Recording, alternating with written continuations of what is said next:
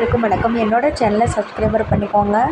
அதாவது செப்டம்பர் 20ஆம் தேதி கார்த்திகை தீபம் சீரியலில் என்ன நடக்குது அப்படின்னு சொல்லிட்டு பார்க்கலாம் வாங்க. அங்கே பார்த்தீங்கன்னா வீட்டில் எல்லாருமே கிளம்பிட்டுருக்குறாங்க. அதுக்கு முன்னாடி மாயா என்ன பண்ணுறாங்கன்னா வேகமாக ஒரு காட்டுக்குள்ளே போகிறாங்க. அங்கே போயிட்டு கீழே ஒரு இடத்துல பறிக்கிறாங்க. அங்கேருந்து ஒரு துப்பாக்கி எடுக்கிறாங்க. ரேவதி, நான் மகேஷை பிரிஞ்சிருக்கணும், நீ உன் புருஷனோட சந்தோஷமாக இருக்குண்ணா, உன்னை நான் மறுபடியும் சுடாமல் விட மாட்டேன்டி, நீ ரேவதி நீ செத்தடி அப்படின்னு சொல்லிட்டு துப்பாக்கி எடுத்துகிட்டு சுடுறதுக்கு வராங்க. உன் புருஷன் உன்னை நீ செத்ததுக்கப்புறம் உன் புருஷன் துடிக்கணும்டி, நான் எப்படி இப்போ தவிக்கிறனோ அப்படின்னு சொல்லிட்டு துப்பாக்கி எடுத்துகிட்டு கிளம்பி வராங்க. இங்கே பார்த்திங்கன்னா எல்லோரும் கோயிலுக்கு கிளம்புறாங்க. கோயிலுக்கு கிளம்புறப்ப எங்கே ரேவதி என்ன வரல அப்படின்னு சொல்லி கேட்டுட்ருக்குறாங்க. எல்லோரும் கோயிலுக்கு கிளம்புறப்ப ரேவதி வராங்க. அப்போ காலில் தடுக்குது. உடனே ஐயோ என்ன இடிச்சிருச்சு, கொஞ்சம் நேரம் உட்காரு ரேவதிங்கிறாங்க. அதெல்லாம் ஒன்றும் இல்லைம்மா போகலாங்கிறாங்க. அதான் அவெல்லாம் ஒன்றும் இல்லைங்கிறல்லக்கா, வாக்கா போகலாம் அப்படின்னு சொல்லிட்டு எல்லாருமே சேர்ந்து கிளம்பி வந்துட்டுருக்குறாங்க கோயிலுக்கு.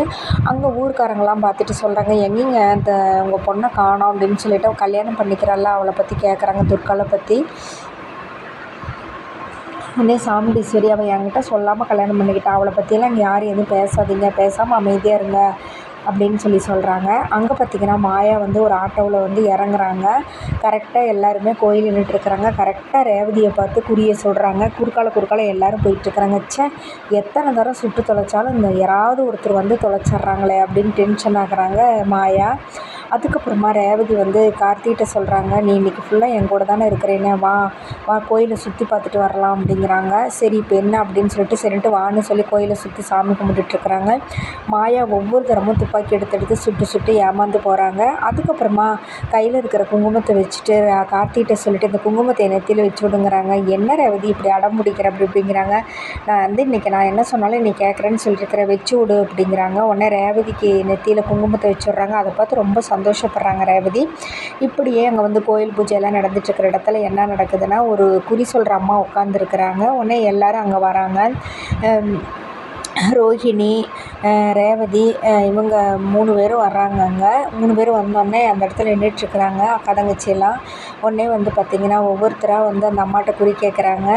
அதுக்கப்புறமா பார்த்திங்கன்னா படிப்பு நல்லா வருங்கன்னு அப்படி இப்படின்னு சொல்லிவிட்டு அவள் சுவாதி நல்லா பாட்டு பாடுவாங்க. அவங்களுக்கு ஃபஸ்ட்டு குறி சொல்கிறாங்க. எல்லாம் நல்லா இருக்குது கண்ணு, உனக்கு அந்த ரேகை நல்லா இருக்குது, இந்த ரேகை நல்லா இருக்குது அப்படி இப்படின்னு சொல்லிகிட்ருக்குறாங்க.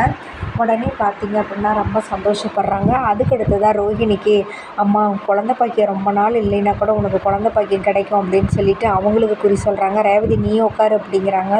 உடனே ரேவதியும் உட்காந்து குறி சொல்கிறாங்க. உடனே அவங்க ரொம்ப நேரமாக அப்படியே சோகமாக அவங்கள பார்த்துட்டே இருக்கிறாங்க. உடனே ஏன் பாட்டி இவங்களை இப்படி பார்த்துட்டே இருக்கிறீங்க, சச்சா அதெல்லாம் ஒன்றும் இல்லைம்மா அப்படின்னு சொல்லிட்டு, நீ மனசுக்கு பிடிச்சவனை தான் கல்யாணம் பண்ணியிருக்கிற, உன் வாழ்க்கை நல்லா இருக்கும் அப்படி இப்படிங்கிறாங்க. உடனே காசை கொடுத்துட்டு உடனே அங்கேருந்து கிளம்பி போயிடுறாங்க. உடனே எல்லோரும் சொல்லிட்டு அந்த குறி சொல்கிற அம்மா சொல்லுது, யாருக்கிட்ட இந்த பொண்ணை பற்றி சொல்கிறதுன்னு தெரியலையே, இந்த பொண்ணுக்கு ஒரு பெரிய ஆபத்து காத்துட்ருக்குது, உயிருக்கு வேறு இது கண்டமாட்ட தெரியுது, எப்படி சொல்கிறது யார்கிட்ட சொல்கிறதுன்னு தெரியலையே அப்படின்னு சொல்லிட்டு இது பண்ணிவிட்டு யோசிச்சுட்டுருக்குறாங்க. அதுக்கப்புறமா அந்த கோயிலுக்குள்ளே கொலுவெல்லாம் வச்சுருக்குறாங்க. அங்கே சுவாதி விஷமக்கார கண்ணனே அப்படிங்கிற பாடல் அழகாக பாடிக்கிட்டு இருக்கிறாங்க. எல்லாருமே சந்தோஷப்படுறாங்க. அங்கே பாட்டு பாட பார்த்திங்கன்னா ரேவதி கார்த்தியை பார்த்துட்டே இருக்கிறாங்க. அங்கே மாயா எல்லா பக்கமும் சுற்றி வந்துட்டு எப்படியாவது இந்த ரேவதியை சுட்டு கொன்னே தீரணும் அப்படிங்கிற கங்கணம் கட்டிக்கிட்டு துப்பாக்கி வச்சுட்டு கோயிலுக்குள்ளே சுற்றுறாங்க. இங்கே இவங்க எல்லாருமே பார்த்திங்க அப்படின்னா கோயிலில் அழகாக உட்காந்துட்டு சாமி கும்பிட்டுட்டு பூஜை பண்ணிட்டு சந்தோஷமாக இவங்கெல்லாம் இருக்கிறாங்க. அங்கே காளியம்மா, சிவனாண்டி இவங்கெல்லாம் பார்த்திங்கன்னா எப்படியாச்சும் அந்த குடும்பத்தை கெடுத்து குட்டிச்சவராகணும்னு அவங்க ஒரு பக்கம் பிளான் போட்டுட்ருக்குறாங்க. இந்த மாதிரி ஒரு கதைக்களம் தான் போய்கிட்டு இருக்குது. சாமுண்டீஸ்வரிக்கு கார்த்தி தன்னோட மாப்பிள்ளை ரொம்ப நம்பிக்கையும் இதுவுமா நடந்துட்டுருக்கிறாரு. ஆனால் அவங்களோட எதிரி சிவனாண்டியோடது அப்படின்னு சொல்லிட்டு என்னைக்கு தெரிய வரப்போகுதுன்னு தெரியலை. ஆனால் அதே மாதிரி தன்னோட தாய் இறப்புக்கு அந்த சிவனாண்டியோட சித்தப்பா தான் காரணம் அப்படிங்கிறது இவங்களுக்கு என்னைக்கு தெரிய போகுதுங்கிறது தெரியல. நம்ம வெயிட் பண்ணி பார்ப்போம். நன்றி, வணக்கம்.